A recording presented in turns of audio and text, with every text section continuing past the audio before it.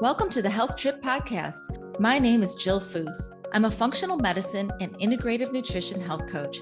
I created this podcast to bring you along as we travel down intriguing, science-packed roads, debunking old medical paradigms and perusing new innovative therapies and modalities with the finest functional medicine doctors, practitioners, and like-minded biohackers while living our best life.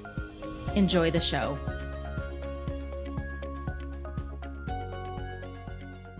Hi, everyone. Welcome back to another episode on the Health Trip Podcast. Two of the most common symptoms during the menopause journey are increased levels of anxiety and depression.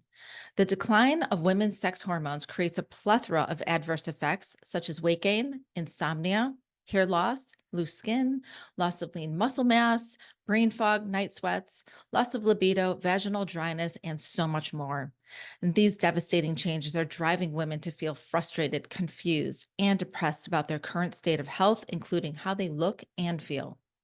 Building your healthcare team during this time is essential for overall mind-body health. And this should include a NAMS-certified OBGYN or an OBGYN who is well-versed in hormone replacement therapy, an internist, maybe your general practitioner or your primary care physician, or even a functional medicine MD. A health coach like myself who can help you navigate lifestyle behavior changes, a fitness expert to help you stay strong, and for some women, a therapist and or a psychiatrist to help support your mental and emotional well-being so that you can continue to thrive in life. Psychiatrists prescribe psychopharmacology to their patients, and most leave it at that. But what if there is a psychiatrist who also prescribed a healthy lifestyle behavior modification plan alongside use of medication? My next guest practices something called cosmetic psychiatry, and it's not what you think, and it's really fascinating.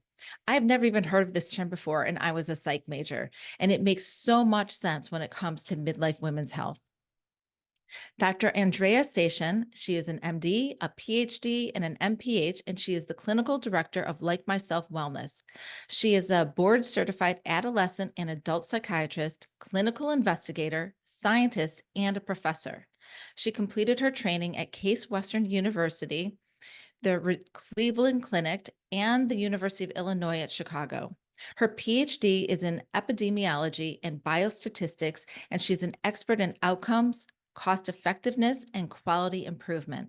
She has over 40 publications and received multiple awards from the National Institute of Mental Health, the American Psychiatric Association, and the American Association of Neurological Surgeons. Dr. Seshan has served as psychiatrist and clinical director of the Mid-America Mental Health Clinics in Indiana and River North Psychiatry in Chicago. She is an adjunct professor at the University of Illinois at Chicago, where she continues to be active in research and teaches psychopharmacology, medication management to psychiatry residents, and has extensive experience reviewing and managing medications and treating depression, anxiety, OCD, bipolar, PTSD and trauma, ADHD, and addiction. She also specializes in cosmetic psychiatry, which is what we're going to be focusing on today. And it's the focus on improving performance, quality of life, and self-esteem. And this can include stress eating and weight loss, school and work performance, insomnia, irritability, stress, and life transitions. It's going to be a fascinating deep dive. A little medical disclaimer before we dive in, though. By listening to this podcast, you agree not to use this podcast as medical advice or to make any lifestyle changes to treat any medical condition in yourself or others. Consult your own physician for any medical issues that you may be having. And this entire disclaimer also applies to any of my guests on my podcast. So sit back, open your mind, and let's dive in. Hi, Dr. Station. Welcome to the Health Trip Podcast. Hi, Jill. Thank you so much for having me. I'm thrilled to be speaking with you today.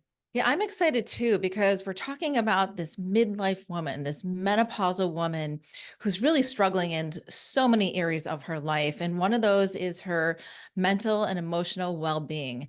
And you're a psychiatrist, and I've already described all your amazing accolades in the opening of the podcast.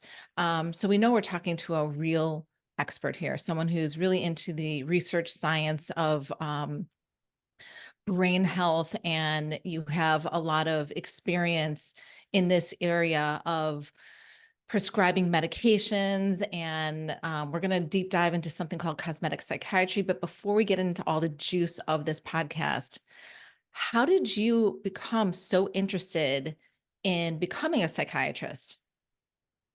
That's a very good question. So I became interested in psychiatry while going for my clinical training, when seeing the impact that both acute and chronic illnesses have on emotional well-being in patients, and then vice versa, seeing how emotional health often manifests with physical symptoms like pain, GI problems, migraines, fatigue, and the list goes on. I frequently saw patients presenting to multiple specialists with such symptoms and undergoing extensive diagnostic testing, which all ends up coming back negative. And then you have providers really not fully able to account for a patient's symptoms, resulting in lack of treatment and having patients really become increasingly frustrated and hopeless. Yeah, I can totally understand that. I was a psych major. Of course, I didn't do any of the clinicals like you, but I remember just reading about different, um, examples of people being misdiagnosed and feeling very much failed by their doctor or their healthcare system. It is unfortunate how often it seems to happen. Yeah. So the focus today is we're going to talk about midlife women and mental health, and especially during that menopausal transition. And so many women who go through this transition have an increased level of anxiety and depression.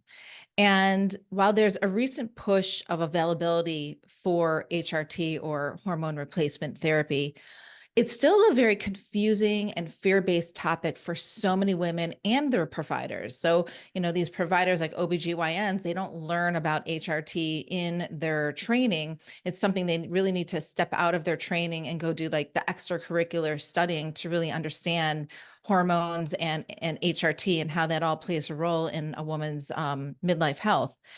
But a lot of women, because it's sort of a dead end conversation with their current OBGYN, they end up being put on SSRIs or SNRIs, right? So antidepressants, anti-anxiety Right. medications, which can be used off label to help with things like hot flashes. Um, but a lot of people some people argue that this type of therapy only works on mitigating the symptoms of anxiety and depression, and it isn't really helping at a root cause level, right? Because we know that when you take hormone replacement therapy, if you're a candidate, and if it's something that you want to do, there's also a lot of other benefits, such as cardiovascular disease protection, Alzheimer's dementia protection, sexual health protection. So there's a bone health, muscle health, hair, skin, like there's a lot of benefits to taking it. But instead, a lot of women are put on these drugs and they miss that entire conversation. And so I wanted to get what are your thoughts? What's your perspective on that? Yeah, Jill, this is an issue that I frequently actually come across in my clinic. And indeed, while there are psychiatric medications that can help women going through menopause with both physical and emotional symptoms, I strongly recommend hormone replacement therapy to all of my clients who qualify. While hormone replacement therapy used to be a lot more controversial in the past, there are a lot newer studies that suggest that at appropriate doses, estrogen and progesterone in women going through menopause is a game changer and really should be pursued actively. I think that psychiatric medications really are a bit of a band-aid for what is a bigger problem. And really the drop in hormone levels is what's affecting physical and emotional health for women going through menopause.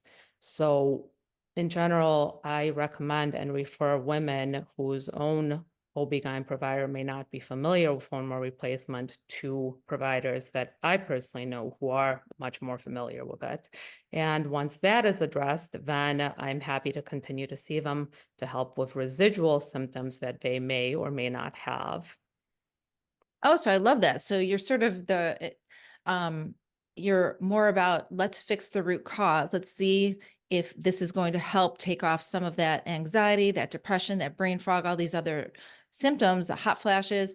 And then if it's not, where you want it to be, come back to me and let's fine tune the equation. Absolutely. That's Mm, really is my approach. And for many women, hormone replacement therapy really does work quite well and address the um, many emotional components that go with going through menopause, but not for all. And right. certainly not all women qualify for hormone replacement therapy. So that's certainly important to take into consideration as well. Yeah. What is happening to the female brain chemistry during this midlife time from perimenopause and beyond? What's like happening? We know when estrogen levels drop and progesterone and even testosterone, there are some changes going on, but can you just explain a little bit more about that? Absolutely. So while we may not fully understand all the changes that a woman's brain goes through during menopause, it is well established that estrogen plays a vital role in how our brain functions. Many of the symptoms that women experience during menopause are caused by changes in neurons and neurocircuitry because of a drop in estrogen levels. We also see overall decrease in gray matter volume of our brains when we go through menopause. And just as a reminder, the gray matter of a brain is the area on the surface of a brain that controls movement, memory, emotions, while the white matter is the area underneath that serves as a communication highway between different areas of gray matter and the rest of our bodies. Um, but I cannot emphasize the extent to which estrogen is important for our brains. It affects the glucose metabolism.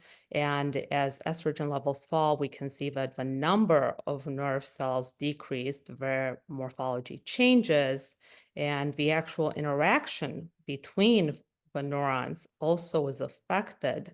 So, in fact, when we're looking at the brains of postmenopausal women, one of the earliest changes that we can observe is the amount of glucose that is being used by the brain, which is indicating reduced brain activity overall.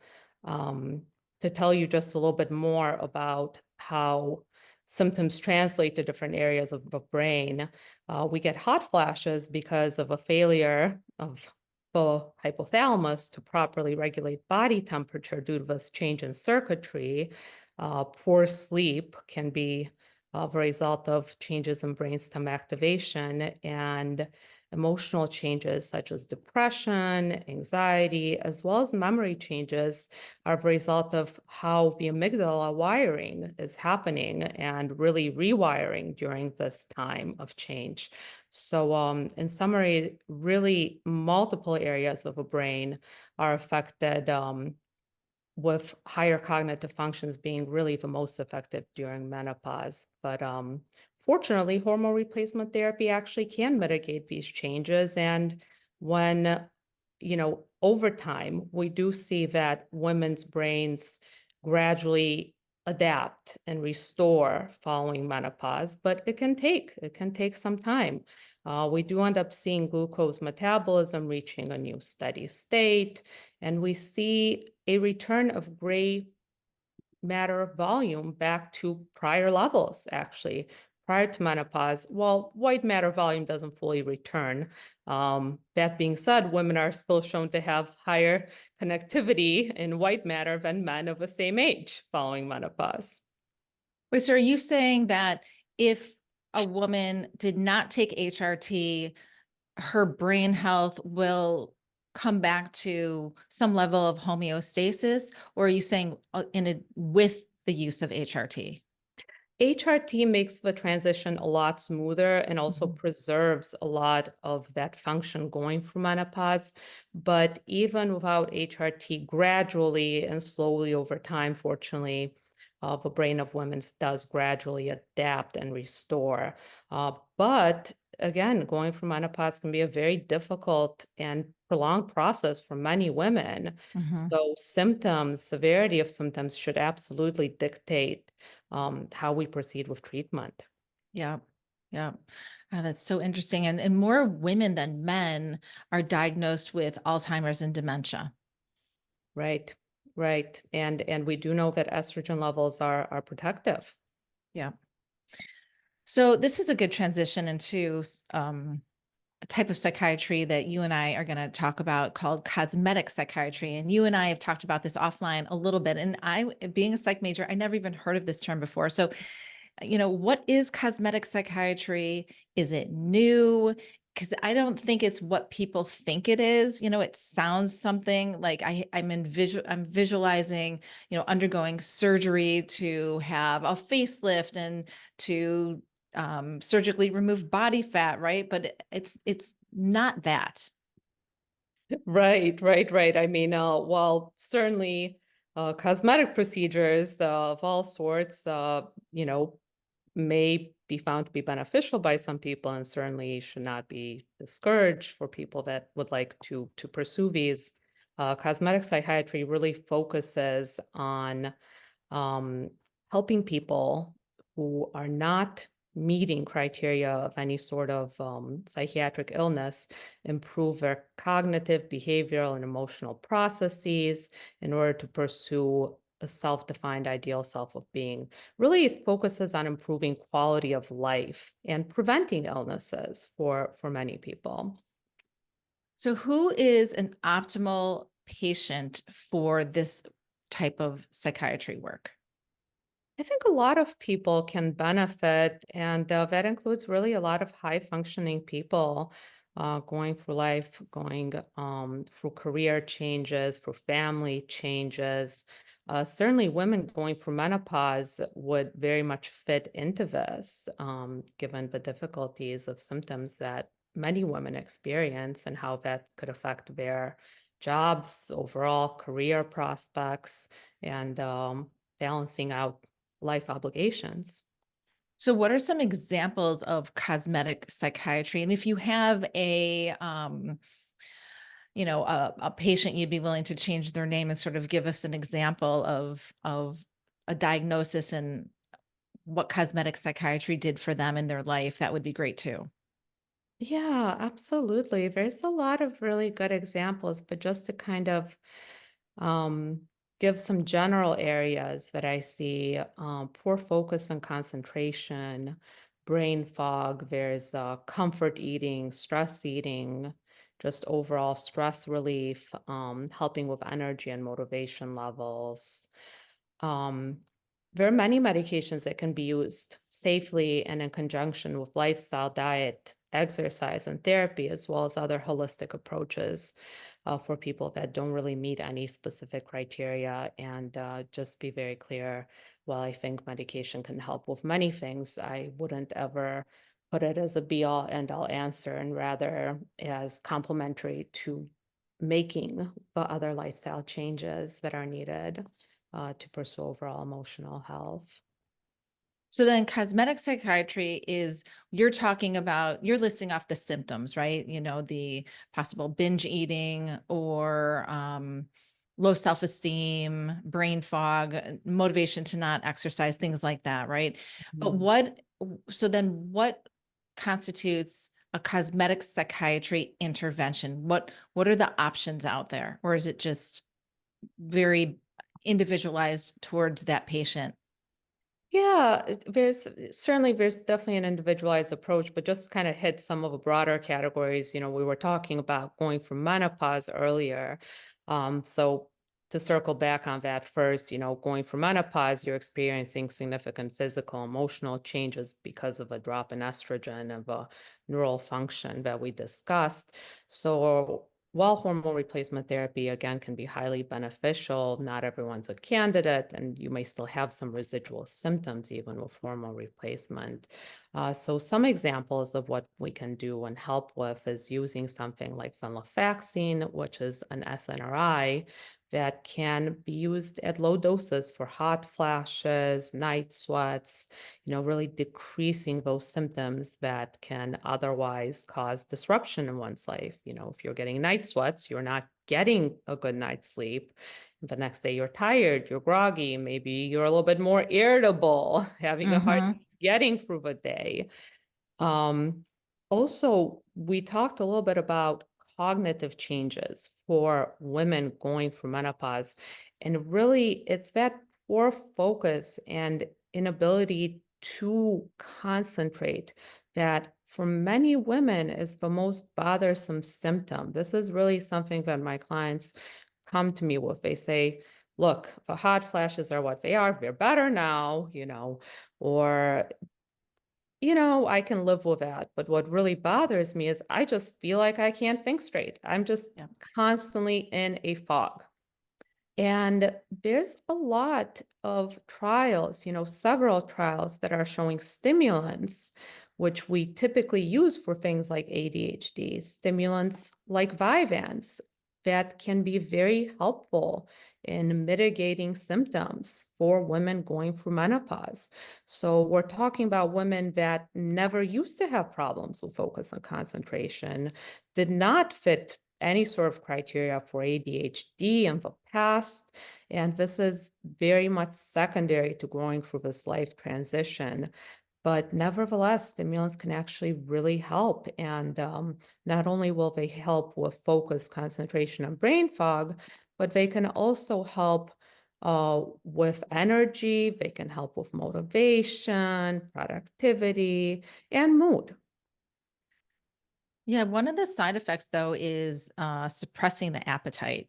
And I have seen firsthand and I have read a lot of information about these drugs being used that can help for all of the things you're talking about. But then also, in midlife, a lot of women gain belly fat. So a positive to taking some of these medications is their suppressed appetite and they're not going to eat. But that can also be a negative.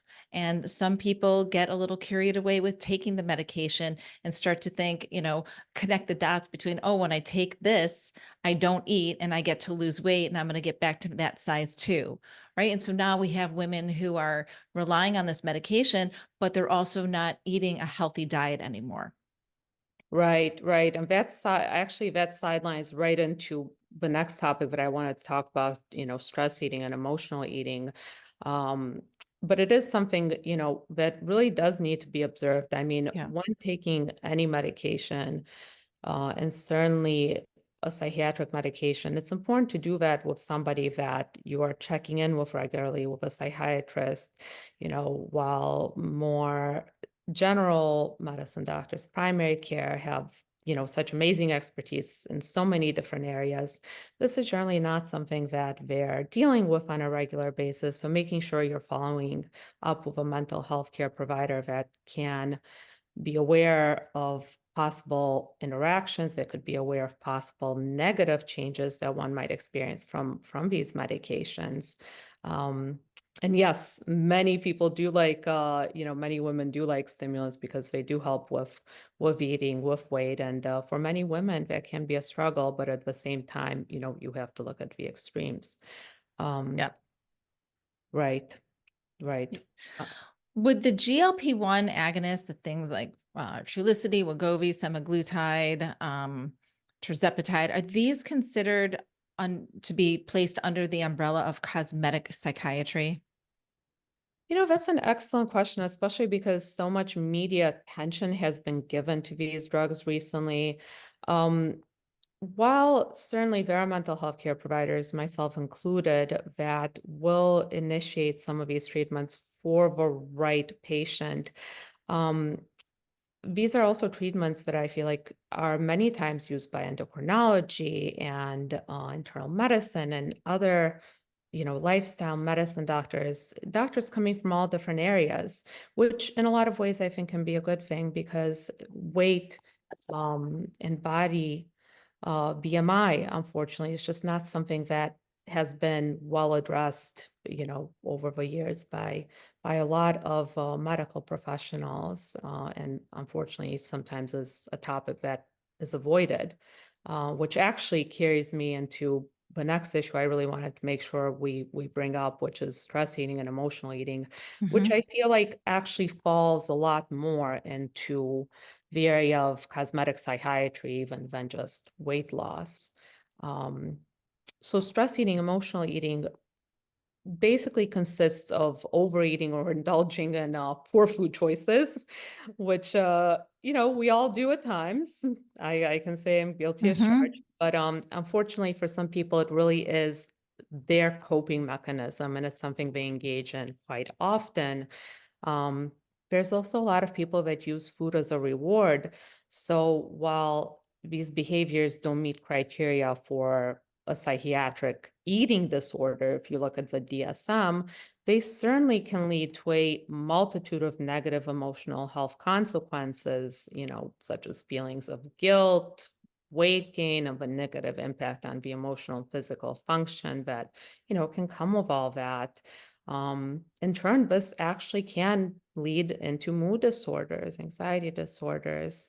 And sometimes that is how I end up seeing patients. They're coming to me because they do meet criteria for depression, driven by some of these lifestyle issues. Um, so usually by the time I see a patient, they may have already tried on their own to make changes to these eating patterns, these eating behaviors, and sometimes even tried some of these bad diets, with Mm-hmm. limited temporary benefits. So by the time I see them, they may feel pretty discouraged, just really overwhelmed with the whole situation. So what I will say is, to a client is, while medications are not the answer, they can certainly make it possible to help with resisting some of those cravings and some of those impulses that are driving factors for the eating behaviors. And for many people, this is really what led to the weight gain in the first place. Certainly not for everybody, but for many people, that's kind of how it started and perpetuated. Um, so I think talking about medication for stress eating, really, we're looking at two different categories. We're looking at these GIP and GLP-1 receptor injectables, which are all over the media recently. And then we're Mm-hmm. looking at what I would describe as a category, a more general category of medications that actually help with the impulsivity and the cravings around the eating behaviors. Um, so I frequently work with clients on using the latter. That is, for most clients that I see, the medication of choice. At least the starting out to see if using something like this could help before progressing to injectables. Um, some medications that I really like to use, for example, are topiramate, which is an anti-seizure drug, metformin, which is an anti-diabetes drug, naltrexone, which is an opioid antagonist, Wellbutrin, an atypical antidepressant, fluoxetine, which is an SSRI type of antidepressant, and certainly Vyvanse is a stimulant, among others. Um, and these medications generally don't function by affecting the metabolism. Now, some of them do, but that's Yeah. not their primary focus. The primary focus is really to try to get at that eating behavior factor that's driving the eating, the compulsive eating, and to help clients feel less impulsive urges around food, which in turn, of course, can help with weight loss. And really, what I find, and perhaps most importantly, is when clients start to see improvement in their cravings and their eating behaviors, and they start to see a little bit of weight loss, they become so much more optimistic and motivated to actually pursuing healthier lifestyle choices, like diet and working with a functional medicine and nutritional health coach like you, Jill. Mm-hmm. So I Mm-hmm. know a lot of our clients, have been clients that have struggled, with their weight and with eating behaviors for a long time, and just getting some of those impulses in check have then motivated them to healthier lifestyle and to working on healthier lifestyle with other professionals. Yeah. I mean, there's a lot of people out there who are just very much anti medications. And I am not in that school at all. I believe in using all the available tools we have to help us in thrive in life. And some of these might be just short-term use, others might be long-term use. It's your the way that you handle this seems to be a very bio-individual, and you don't have a one-size-fits-all approach. Absolutely, absolutely. And I always tell, all of my clients that taking a medication that helps you now, it Hmm. doesn't mean you have to stay on this medication. This does not need to be a Right. long-term thing. Using something that is helping you now with addressing the eating behaviors with a compulsivity as those behaviors improve and as you're working with other health professionals and lifestyle professionals and you're making some of these changes, you're doing mindfulness, you're learning other coping tools for stress, that then makes it so much easier to stop the medication and continue along a healthy path. Yeah. I talk about this all the time, Dr. Station. I talk about building your healthcare team, right? And that might consist of a fitness trainer, a psychiatrist, a therapist, a NAMS-certified OBGYN who's well-versed in HRT, just to have the discussion. Doesn't mean you're going to do it or not do it. It's just have the discussion. And employing all of these people in your healthcare team to help you be held accountable to all these different components of your lifestyle. I really can't emphasize that enough, and it really requires a solid team approach.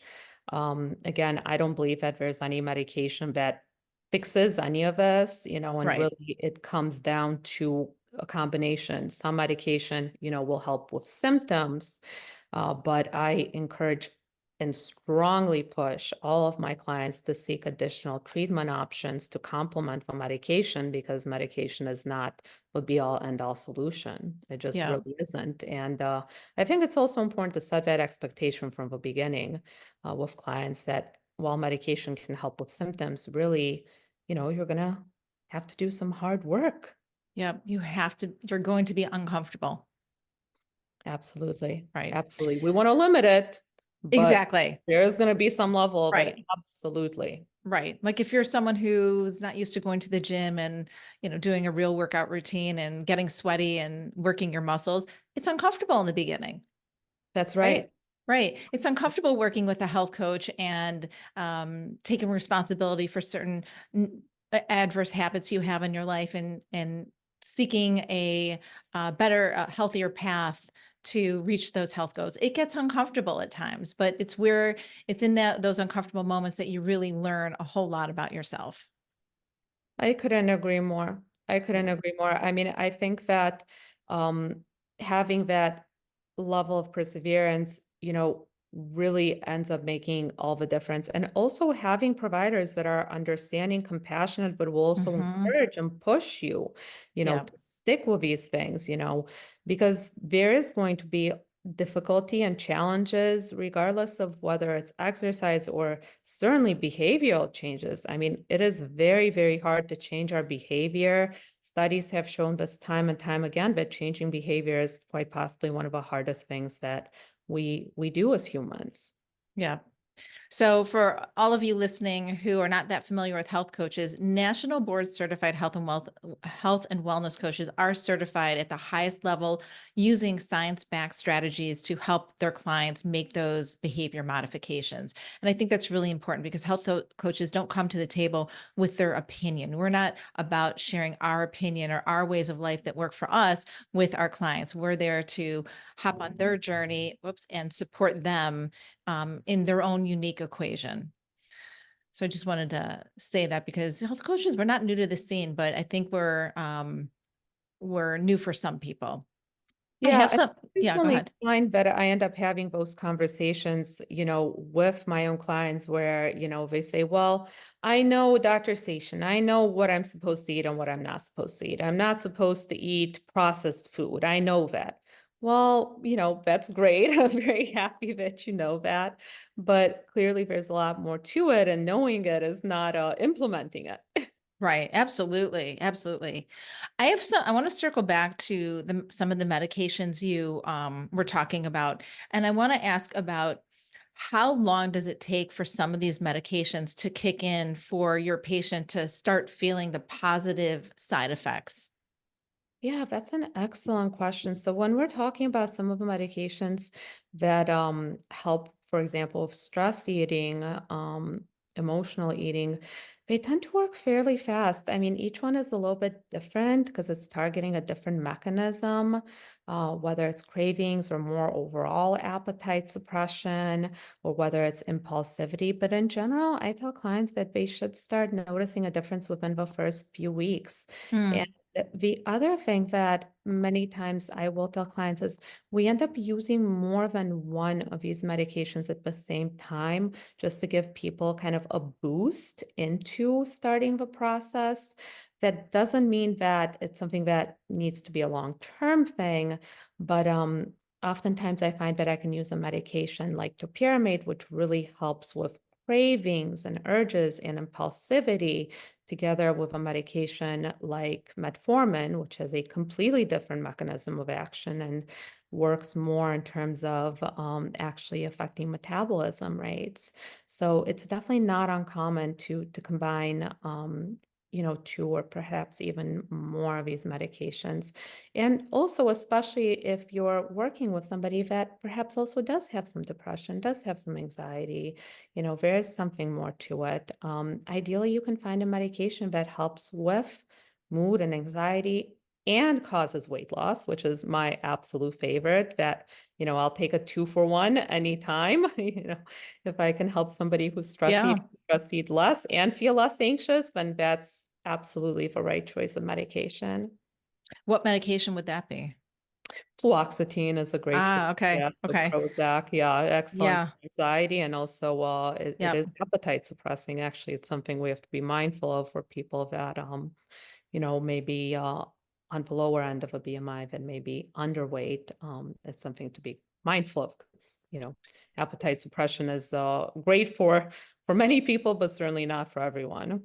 And it's also been used off label for hot flashes. That's right, it absolutely has. It absolutely has, and I do use it. I do use it off label for hot flashes as well. It can also help with some of a brain fog. Yeah. Yeah. So these can be used if needed in conjunction with HRT if somebody was on HRT. Oh, absolutely. Okay. And that's frequently what I end up seeing. I'll have women come to me with symptoms, they start HRT, or maybe they already are on HRT and they're still having some symptoms, much better than before. Yeah. But there is that brain fog still may be there. Yeah. They may still be having changes in cognition, even with HRT or mood changes. That being said, it's very different when you're working with somebody who's on HRT and having some improvement for that, as opposed to, again, some women may not be candidates for HRT, and then you have to Right. perhaps be a little bit more proactive with the medications. Right. Exactly.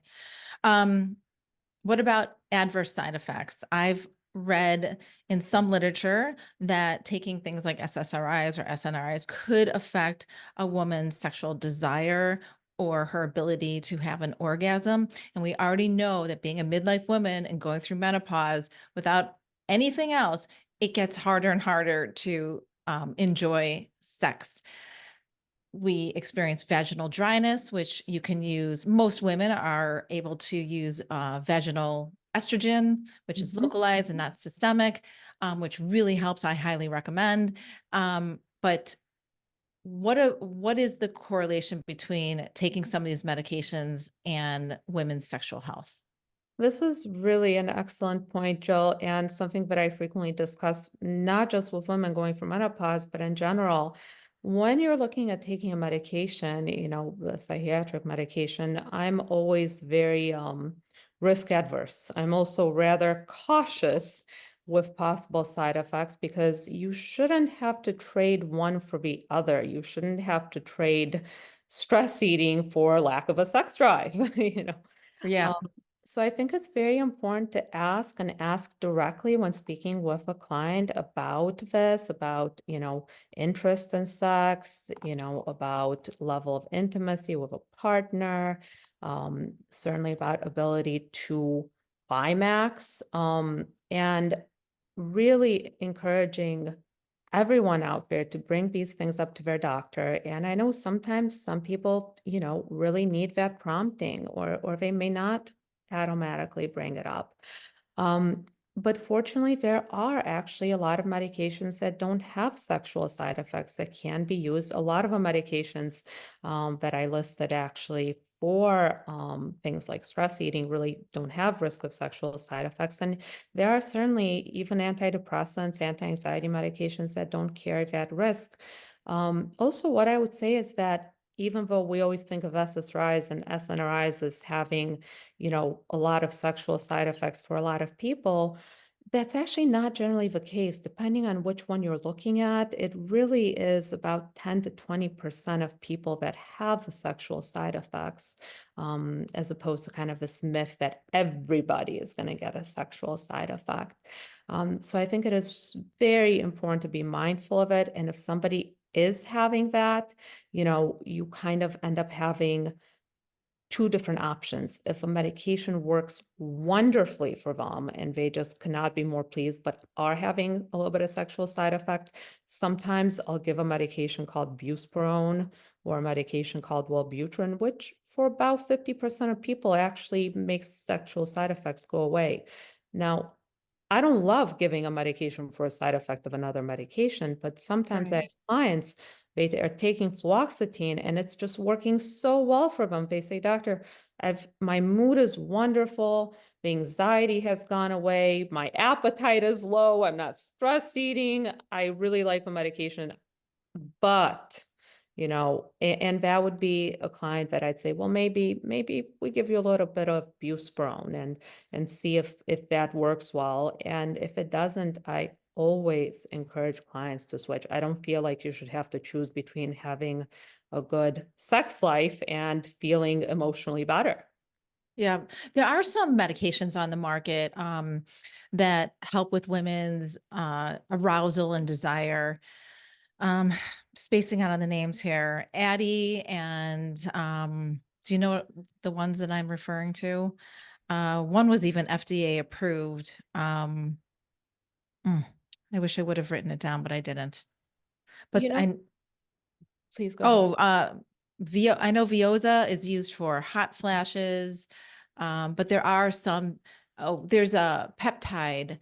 It's something 141, and I know that people have used, maybe it's BP 141, that have used this peptide, and I know it's also a medication to help increase one's arousal and desire. Yeah, I've been very pleased to see that, these medications are finally coming out for women. I mean, we always think about men, right? Yeah, We've had Viagra, we've had Cialis for how long now, but what about women? but women Um, can use those as well off label. Off label, and we Yep. didn't used to know that. We did not used to know that, Right. certainly, um, but, yeah, there's definitely newer medications coming out of the market. While I can't really speak to specific ones, what I will say is that when I'm speaking with women about sex drive, about ability to climax, you know, there's many things that may go into it, and sometimes it's relationship with a partner, the Oh, relationship for sure. solid, right? Right. Totally. That's Yes. that can be a big one, and sometimes it's lifestyle. You're just Yeah. really living a very healthy lifestyle, which affects sex drive. Hmm. And sometimes it's medications, and not just psychiatric medications, but things Right. like certain blood pressure medications Yeah. that can affect statins, that can affect sex drive. And other times it really is. It's going through menopause where some women just don't have that much interest at baseline. So I've tried very hard to find a network of OB-GYNs that do have more familiarity with women's health and interest in women level of sex drive and intimacy, which unfortunately is not common for most gynecologists. So I try to have a list in mind of some providers that I can refer women to when it really does sound like there's something Yeah. going on biologically that is not working well for their sex drive. Yep, for sure. Let's talk about supplements and testing. I know that you are a huge proponent of blood work and looking at labs with your patients. Tell me a little bit about what are you looking for and some of the interesting things you have found over the years with, especially within the midlife menopausal population. Oh my goodness. I cannot emphasize the need for labs enough. Actually, it's frequently a point that I lecture my residents about, like, please get labs. Don't just ask, did the primary care doctor check labs, but look at what has been checked, see what hasn't been checked, and order things yourself. So I frequently will do not just general blood work, and oftentimes I do have clients coming to me that really haven't had general blood work in a while. Yep. But I always do an in-depth check of thyroid levels, vitamin B levels, vitamin D levels, magnesium. Um, for women, sometimes sex hormones, iron levels, women of Hmm. childbearing age who are getting their period, that's a big risk for having lower iron levels. Um, and a number of other things. But I have been surprised how many things I've actually caught over the years. And things from kidney failure and liver disease, which I certainly would not have expected as being the things that are coming back on labs, but sometimes, they do get caught that way. Hmm. But I have caught a lot of thyroid disease actually. Um, Huge. a huge amount of thyroid disease. I think that it's really underdiagnosed. It is, you know, when clients are coming to me and they say, hey, I seen my primary care doctor 6 months ago and all of my blood work is good. Well, that's awesome. But what was checked? Because if something wasn't checked, you don't know if it's good or not. And I think that that's sometimes where things kind of get lost. And again, I have so much admiration and respect for primary care. I think they just do such a wonderful job and really have to work in so many different areas and know so many different things about, you know, the spectrum of illness. But what I see many times is things like thyroid, vitamin D, vitamin B12, magnesium, iron. They're just not really things that get checked. Hmm. So if you're not looking for it, you're not going to find it. And a lot of these um, issues, a lot of these deficiencies present with mental health changes. Yep. You can have, we know very well that low B12 levels present with depression, they present with fatigue, yes, they present with brittle nails, and you can have hair loss and poor focus and concentration and brain fog and, so many other symptoms. And, the client will come to me and say, hey, I'm depressed. I haven't been depressed.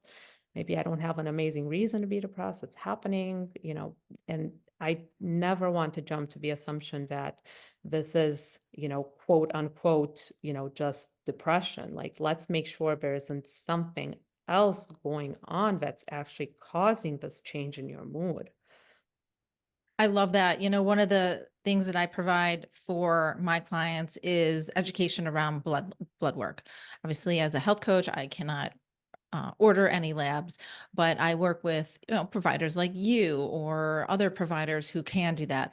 And I have this that we talk about really learning how to be a self advocate for yourself and not being that passive patient, especially with your GP, your internist, your primary care physician, right? Your OBGYN, not being passive and saying and just listening to what they say and what they order, but going in there with a plan. Maybe you have a list of questions to ask. Maybe you have some health concerns on your mind and you want to make sure you don't forget to ask your doctor about these things. And I always say, if your doctor is unwilling to look at the full story of your health, right? So when you, like you were saying, are they taking all the labs that they need to take? Because if they're not getting that full story. It's like if you're going to Right, look at a thyroid panel, you can't just take a TSH. You need the full right, panel. And it's like reading 3 chapters out of a 15 chapter book. And so I think becoming a self advocate, really educating yourself. So this is where some of that uncomfortable work comes in. It's not just in the gym, it's not just at the grocery store, but it's also really reading from reliable scientific sources, um, what is important to look at so that you can go in and have that educated, well-informed conversation with your doctor.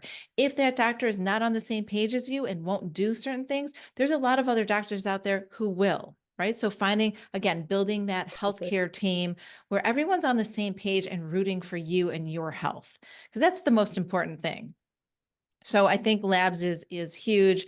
Um, I have educated so many women on how to be a self advocate, and they have gone in and realized that they're hypothyroid or they have Graves' Right. disease or they have Hashimoto's, right? I mean, all Mhm. kinds of thyroid disease conditions that, oh, no wonder I'm struggling with sleep. No wonder I'm struggling with my weight. And no wonder Yep. I feel like absolute crap and my hair is falling out. I have a half a thyroid. So I've been living with that for well over 25 years. So I know all those downstream effects. I have gone through all of Yep. them. So that's I love that, you don't hear a lot of psychiatrists ordering labs for their clients. So I commend you on that. Well, that's very kind of you. I feel like, it's something that we really need to do a better job of in our specialty. It's something that I strongly push and advocate for because how do you know what you're treating if you don't Exactly. check? Exactly. Let's talk about supplements because now we've talked about the medications. We've talked a lot about lifestyle, which we can dive into more. But now we've done the testing. And there's supplements out there. There's some really good supplements out there that people might need to take short term or long term that are really have a lot of science behind them that really, really work. Like a lot of the ones that you mentioned, magnesium, vitamin D and K, um, B vitamins. So talk about what is your strategy on once you have the medications once you have your patient on the medications, what are you doing with the lab work in terms of supplementation? Yeah, I mean, again, I feel like when you get those results back, it's just such a great window into what's going on. And many times, I will get something. Um, Now, just because somebody's vitamin D level is low, which we know also causes depression, it doesn't mean necessarily that it's the only thing that's going on. So I always say, let's first address the deficiencies. And then let's see what is left over. Um, One of the things that drives me nuts, honestly, to circle back on labs is, how when you get your lab work back, you have those bolded or Yeah, red, like out red. of Yep. range labs, and then the rest of them are black, and therefore, since they're black, they must be good, right? Right. But unfortunately, what normal quote unquote means can be pretty different from person to person. If you're coming in with a vitamin D level of 35, well, that's considered normal. In order for Right. it to show up in red, it has to be under 30.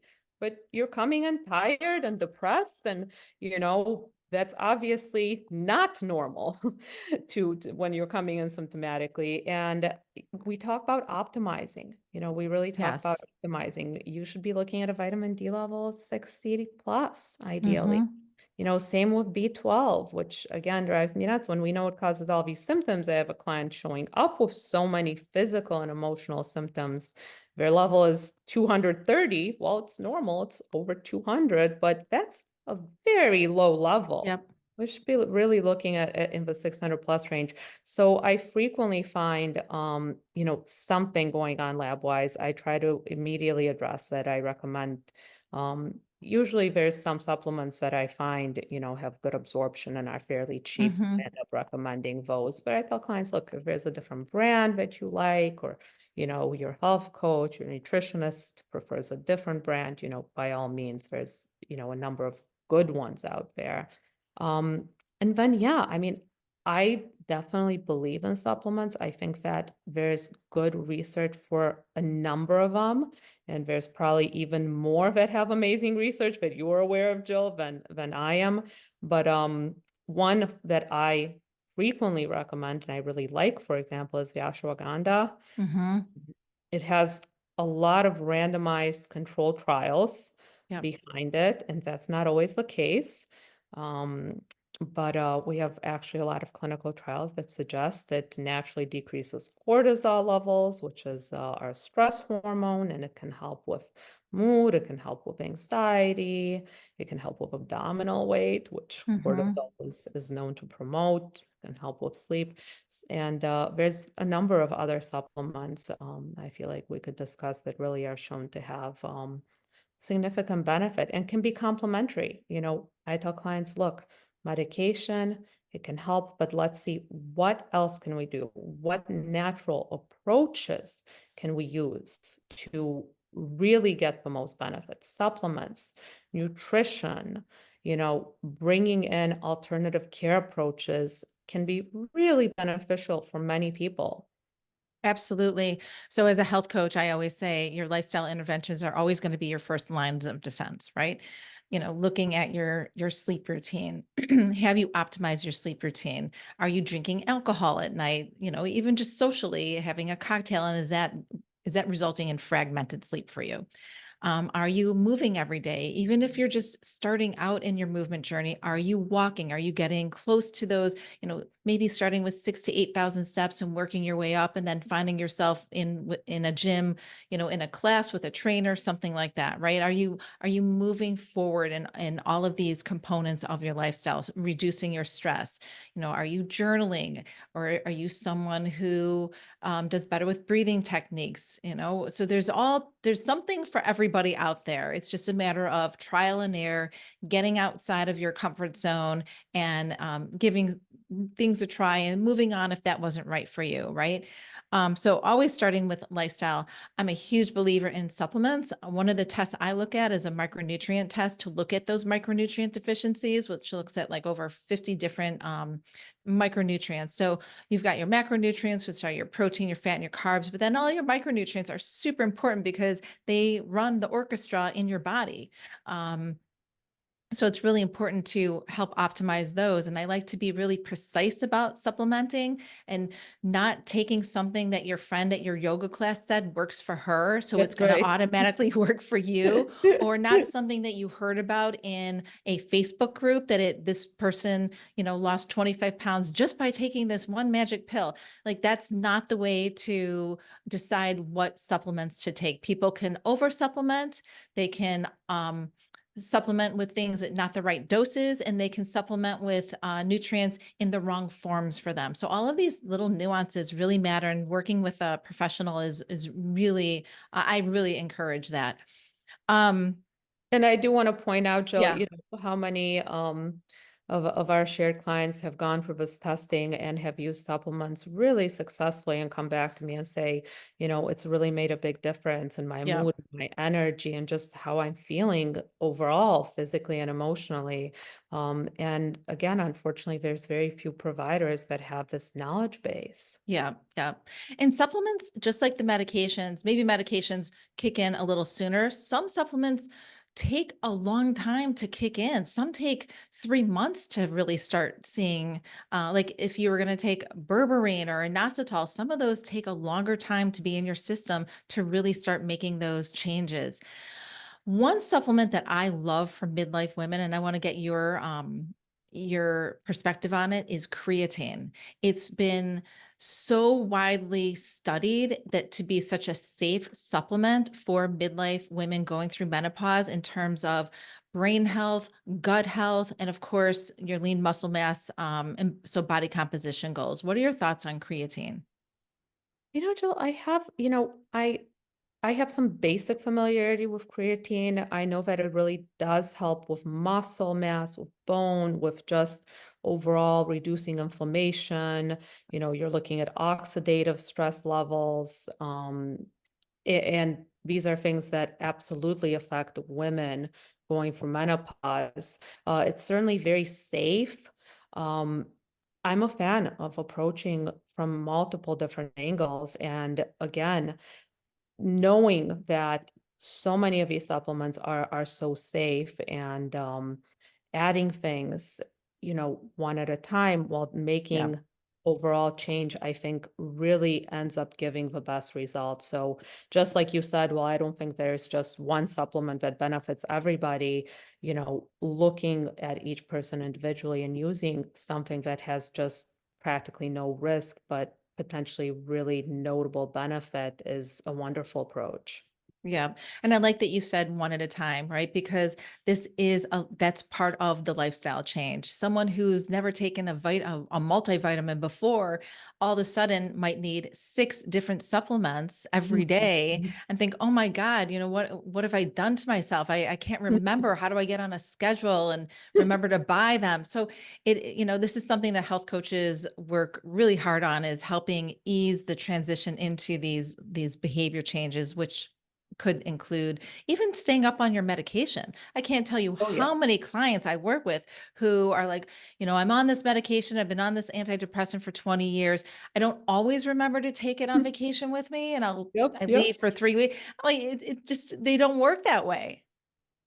That's Yeah. right. Definitely, and it's something we come across so often. I get, a response that's like, well, I take some of them. And I say, well, what do you mean by some of them? Right. Well, I don't take the vitamin D consistently. Well, your vitamin D level was quite low and you're still depressed. Like, why would you do that? You know, Right. and it really is this exact response that you're saying, Jill, that well, I didn't notice a huge difference when I was taking it. Well, you were taking it for like 3 weeks. You're not gonna Right. notice a huge difference. These Right. things take time. So when you're used to taking something that works immediately, you know, for example, something like a stimulant where 20 minutes later, hey, you took it. Yeah. Um, and then you're learning how to take supplements, which really take some time to show effect and, overall are important for your physical health and not just your emotional health. You shouldn't be skipping them. Like they are important. If we're talking about them, then they really are something that does affect everything else. So it's definitely a frequent conversation I find myself having. Yeah, for sure. One thing that health coaches are really widely trained in is helping people connect with their why. Right? Why are you Right. here in the first place? And if you don't know your why, let's do the work to discover what your why is. I know my why and why I'm on my health journey, right? It evolves and it changes, but I know my why. And when I'm a little bit stuck, I ask myself, does the decision you're going to make affect or align with your overall why? And sometimes it doesn't, and I might do something that I wouldn't often do, and I feel the adverse effects of it, and I get back and connect with my why. So I think really doing the work and knowing your why, and that could be done through journaling, through meeting with someone like a health coach, trying new things, just constantly expanding your experience in the world can help you really connect with your why. And looking at your blood work, looking at micronutrient testing, looking at data, to me is a real motivator for a lot of people. I couldn't agree more. And the why conversation is definitely one that I frequently end up having with clients where, if you're taking a medication, well, why are you taking it? Yeah. If I'm giving you a medication, well, we both should know why you're taking this. Yeah. Is it still doing what it needs to be doing? Do you still need it? And I always am encouraging, my clients when we're seeing other healthcare providers to ask those questions. You know, you lost 20 pounds. Do you still need this blood pressure medication just because you've been on it for a while? You know, Right.